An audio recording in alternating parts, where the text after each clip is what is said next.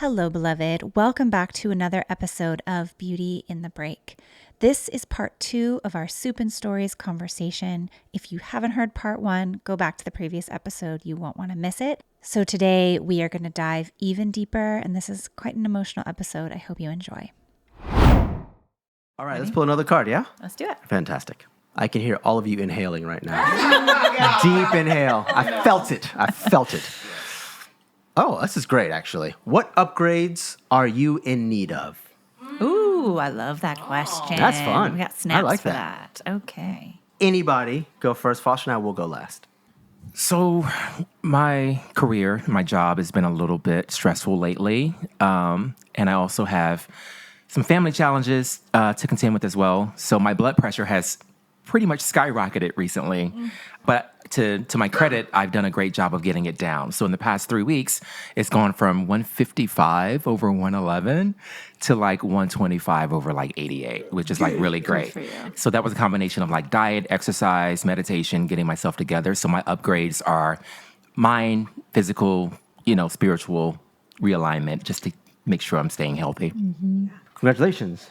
The awareness of it is everything. I know you know that, obviously. That's a very beautiful thing. Okay, I am in need of upgrading my surrendering. It's kind of why I started this. I started this new podcast, Magick and Manifestation for Actors, and I do like a magical process. And I also, the second part of it is working on just releasing my identity from being so tied to being an actor.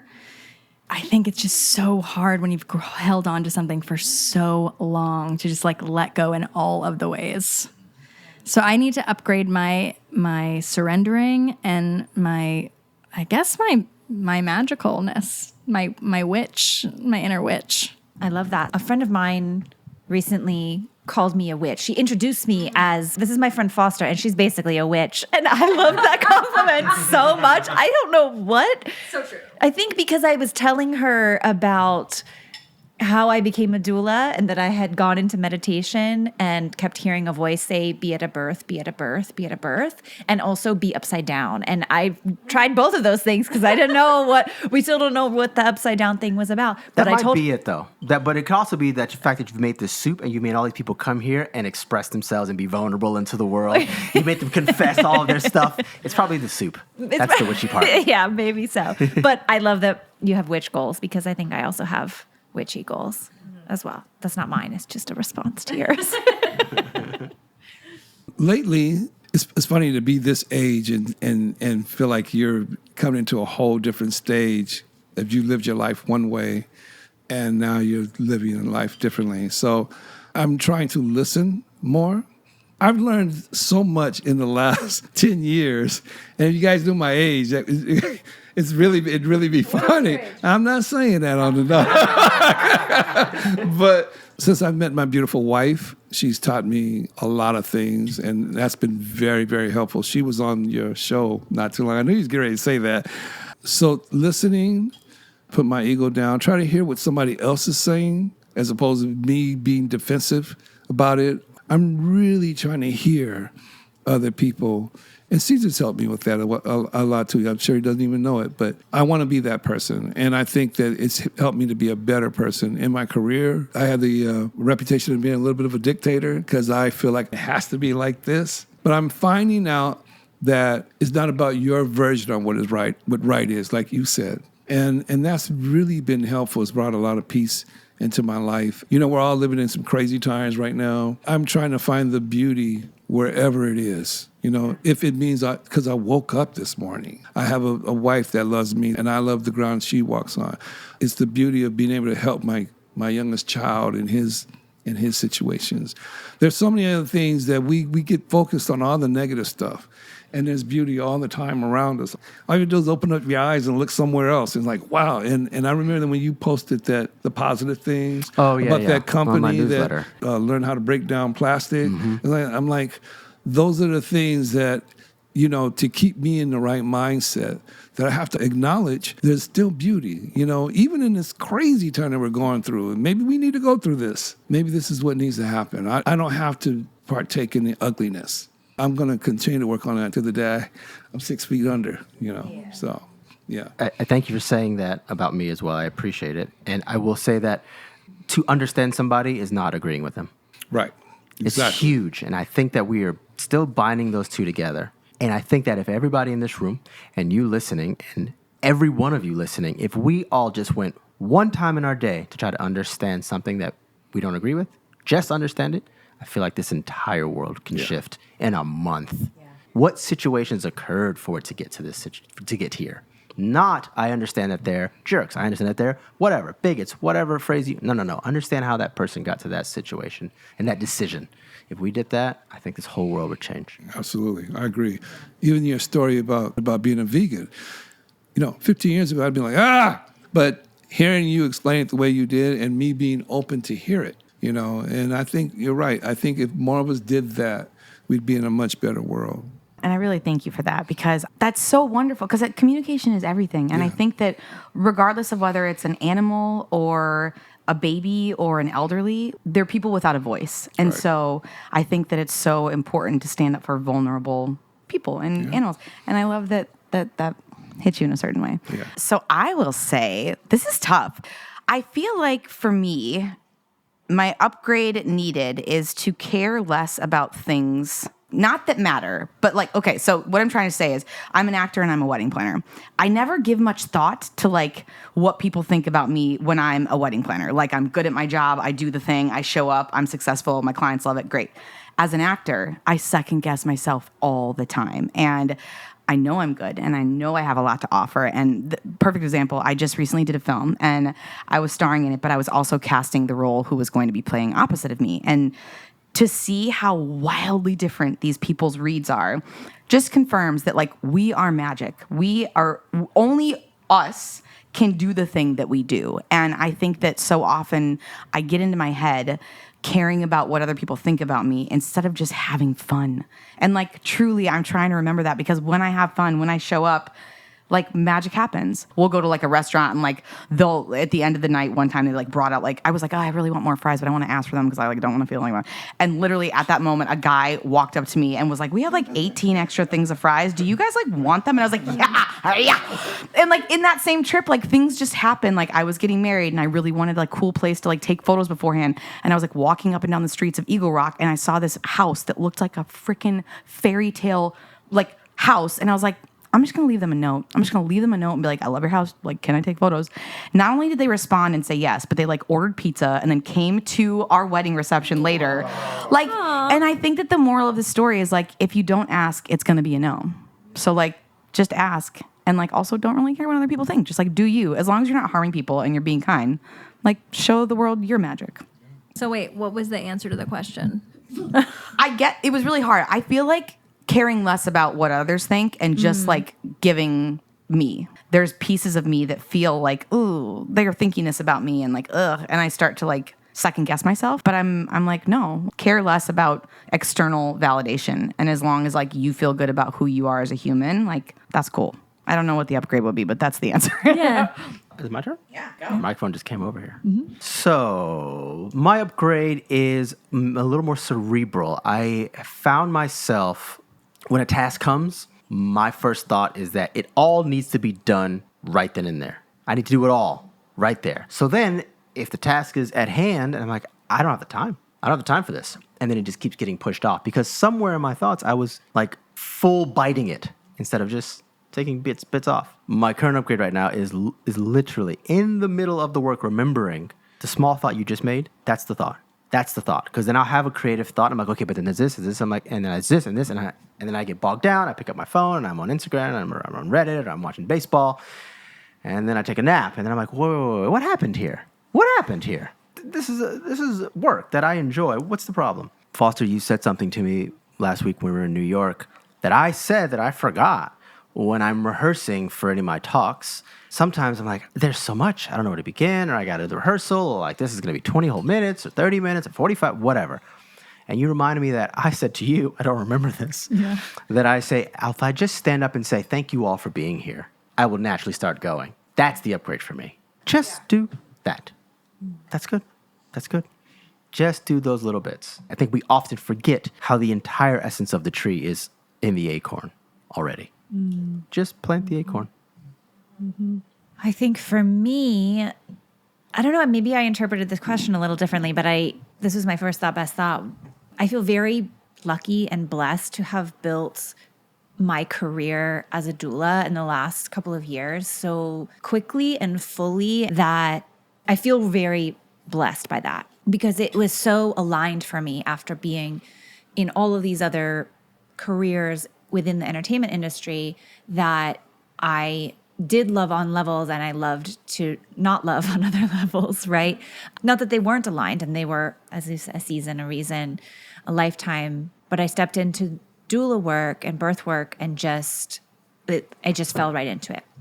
And I was actually talking to a colleague yesterday about, now that I have a full practice, the work is all one-on-one, and I don't feel like I can help enough people this way. And I love doing this work, and I will continue to do it in pieces, but I'm noodling with how to expand the work I do to help and support more people at a time. Because with one client, I might be with them for 6 or 8 weeks. Sometimes I'll have 2 or 3 clients at a time, but that's a limit. And my time is my time. It's one-on-one. It's intimate work. It's beautiful work. I love it. And I could do it forever. I'm so energized by it. And I just think there's like more for me. There's like a bigger platform of some kind. I don't know what that is, because there really aren't doulas on like a wide network, but I'm trying to figure out how to help people remotely, how to help people emotionally. There's more here that I can do for more people. And so when I think of an upgrade, it's like, how do I zoom out and take the work I'm doing bigger? I don't want to say globally, but kind of like on a larger scale. And I don't know what the answer is to it, but I think that will change a lot. You're doing it. You're doing it now. You just don't know it. All the things that you're doing right now, that's part of the steps. You're doing the work now. But while you're in it, sometimes you can't see, like, how can I expand this? How can I do this? The next thing you know, you're going to be there, and it's going to be from all the work that you've been doing, the little baby steps that you're taking to get to that destination. I truly believe that with all my heart. I'm living proof. Because as long as I'm doing the work, then the rest will open up for itself. It will happen for you. I guarantee it. Guarantee it. He just stole my soundbite, didn't he? No, that's better than the vagina thing. Good for you. Good for you. You know, steal my soundbite. No, I was just gonna say, Foster, this is why people think you're a witch, because you are like magical, and I was thinking about how you were an actor, and it was like, I wonder if part of the reason why you became a director was because you wanted to do more. Like, I think it just feels like it's some sort of core quality to you, and all the work that you were doing with getting moms to be able to work in the entertainment industry. Just, it feels like building a community is like a soul quality of yours. Thank you. Thank you for saying that. I appreciate that. I do feel that building a commune maybe is my path. No, thank you for saying that. I know it will come, and it will find the way. What I was saying yesterday is I just have so much that I want people to hear and know, to get them to be cared for and nourished in their postpartum experience. I don't have to be the one to do all of that. I just need them to have the information so that they can build the team that supports them. And that's kind of what I'm thinking about all the time now. So we're going to do something a little unorthodox, and I'm going to pitch you all a question. If you're sitting at this Soup and Stories a year from now, what is the story you would like to be telling that happened in this last year? Go, Katie, go. Hi. Oh, God. Okay. So viewers, we're going to get real close real quick, because a lot of people in my life don't even know this. So I have been with my husband for 16 years. We have 2 kids, and we have decided to shift our romantic relationship and create a new kind of family. We have realized that the versions of ourselves that met 16 years ago are just very different now. And so we are meeting with a mediator next week. And so my goal, if we were sitting at a Soup and Stores this time next year, was for me to be in my own space with my kiddos. Well, obviously split custody because he's a wonderful father, and to have created a sort of family structure that is wildly wonderful and beautiful, and for people who have gone through a divorce to look at us and say, like, oh, like, we don't have to follow the recipe. Like, we don't have to have that like age old, when you get divorced, you hate each other and you never speak to each other. No, I picked this person for a reason back then. And even though we have grown in separate directions, he will always be my family. He will always be the father of my kids. And he is a damn good one. I want the best for him. I want him to be happy. I want me to be happy. And so a year from now, I just want there to be continued magic and continued love and kindness between our family. And I want our families, which I think they're on board with this, to look at us and understand that, like, it's okay if they don't understand, but that we are a unit and we will always be one. Yeah, I love that for you. I just want us to be in a really good, solid place. And I want my kids to be happy. I know that there's going to be a hump that we're going to have to get over, but kids are resilient. And I think that as long as they see their mom and their dad happy individually, and as long as we keep them centered and remind them that, like, it is about them and we want them to have a wonderful life, that, I want them to just be thriving. Okay, I'll shut up now. That was amazing. Also, to my husband, who we haven't really said this publicly, I love you and thank you for giving me 16 beautiful years. Oh my God. That's beautiful. Yeah. You're a trailblazer for people to do it differently. Yeah. And also, if you're listening and you are in your own season of becoming, I want to urge you to live your authentic life and don't worry about what other people think. It is scary and change is hard, but there is power in the pivot. There's your soundbite. You got to go to someone else crying in your story. I'll jump in real quick. My whole career has been writing and arranging and playing for someone else. And in the last, maybe when COVID hit, I started doing my voice in music. Not too long ago, we took a trip to New Orleans and we went to the Whitney Plantation, which is a plantation in New Orleans where it's a tour that you can take. And there's narration as you have the headphones on, walking through the different parts of the plantation. But it's told through the stories of the slaves. And it just really, really, really, really touched me. So about a year or two, I had the honor of conducting and writing for the Pacific Symphony in a concert called Symphonic Soul, celebrating Black musicians from the 20s that were classical musicians. It was a fantastic, fantastic concert. But I wanted to do a symphony about the plantation. From the minute that they took the slaves out of Africa to the work that they had to do, it's just been bugging me for like 5 years. Like, you guys know, you're actresses, you know what happened. You have to put your projects down to pay the bills. But I'm determined next year to get this thing done and have it, symphonic orchestra play it. So I don't care if anyone likes it or doesn't like it, but it will be my story, my journey, my experience of how that influenced me. Thank you for saying that. And wherever, and if ever, that symphony, that orchestra is performing somewhere, please let us know. We will put it on the show notes. We will refer back to this episode here. We can do a first Soup and Stories field trip together and all go to the event together. So I wish that for you so much. So much. You know, a year from now, if I'm sitting here at Soup and Stories, the story I want to tell is what it feels like to be an entrepreneur who has a podcast that's been picked up by a company, working with people that love life, that see life the way I see it. And all of our output is to try to find the beauty within ourselves and then create it out into the world.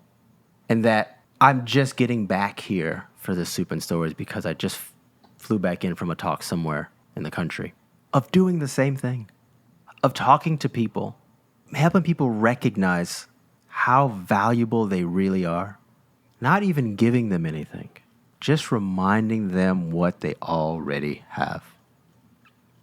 If my life a year from now can be made of that, where this show and my speaking career and teaching meditation has grown to a capacity, if some stranger can walk up to me in Trader Joe's saying the same thing, I want to be able to sit here at the next Soup and Story a year from now and talk about what that feels like. To actually and finally gather this silent understanding of what it means to be a human walking on this planet. And the beauty of it. My gosh, this is a precious life. Mm-hmm. If I can finally put that in a in a way of delivering that it affects people, that some stranger walks up to me and says it. And then I can double down on that and meet them right there in person and say, you're right, it is beautiful. And so are you. And then I can just retire back to my apartment here that we're all talking at a Soup and Stories and just say, another person said that to me. I can't believe this is my life. That would be the best manifestation for me.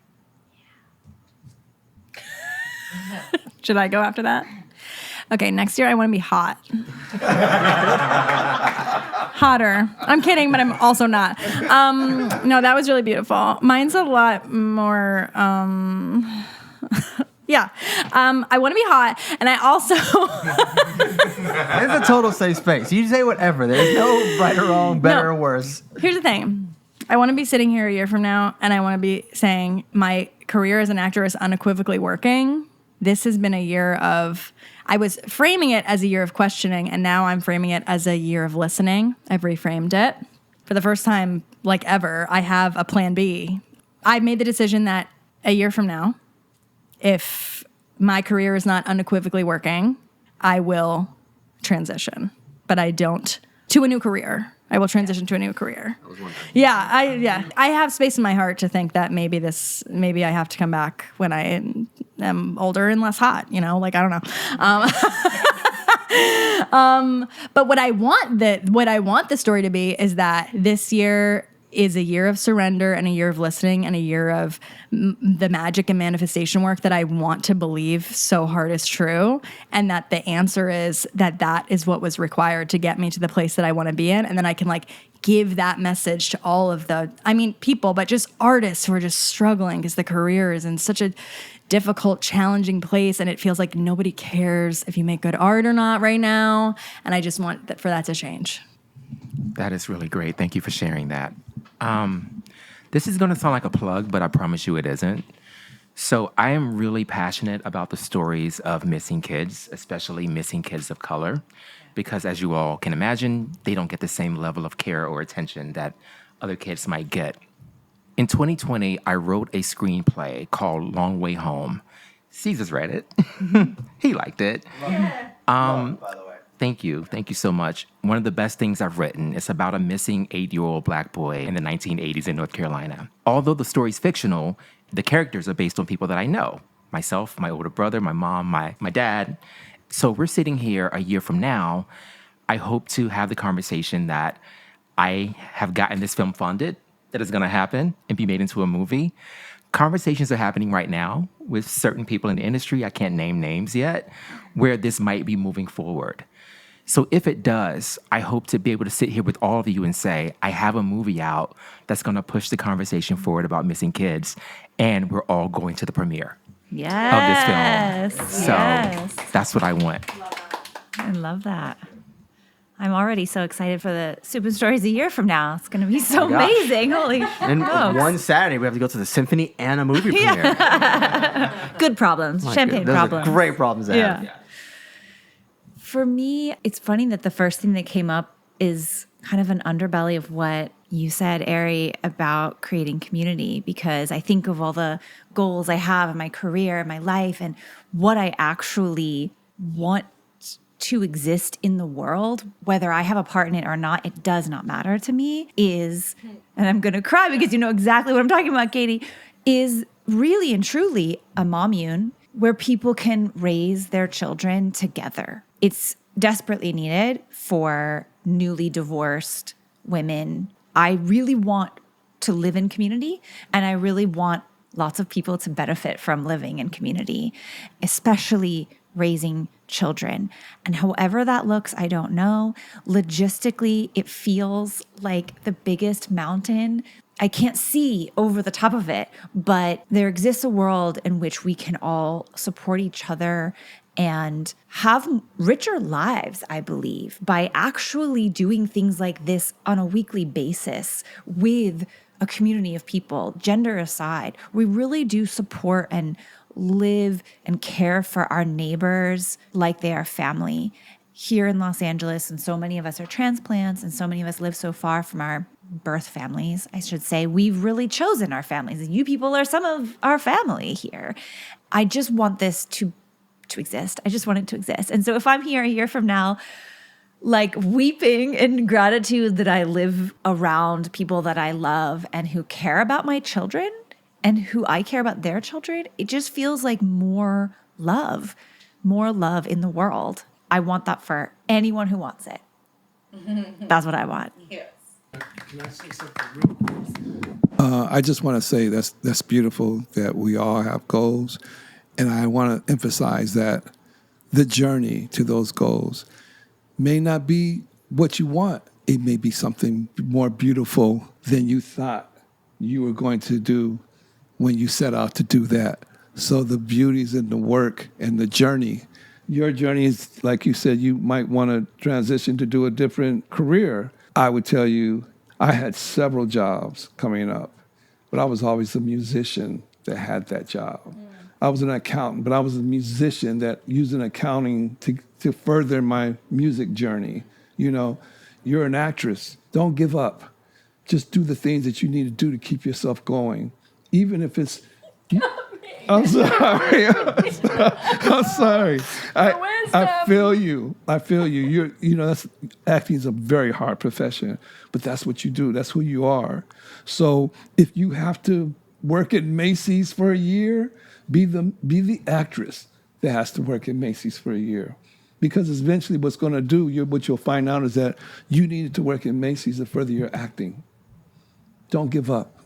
That's all I want to say. Don't give up, because the journey will take you somewhere else. And I'm getting teary-eyed now.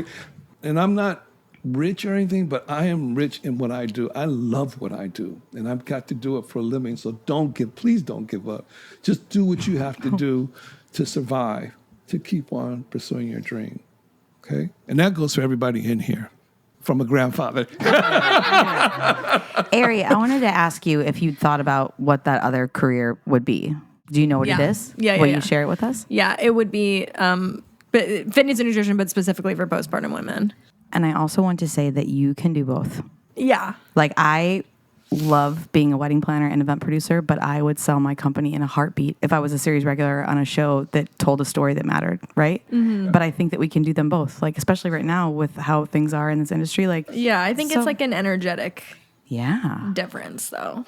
Absolutely. For me. Oh, I hear you. Yeah, absolutely. There's nothing that quite sets your soul on fire like telling a story and having people listen to that story.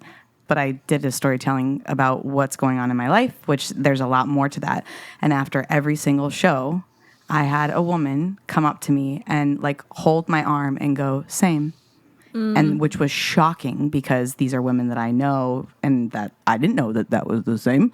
I don't know. I just feel like I can see, listeners, you can't see Ari, but the way that they are responding to this, like, you're going to do great things. And the fact that people are going to look at you and watch you on television and feel really comforted by what they see, and they're going to connect with representation and like seeing themselves in you, and what you do and say is going to matter to a lot of kids.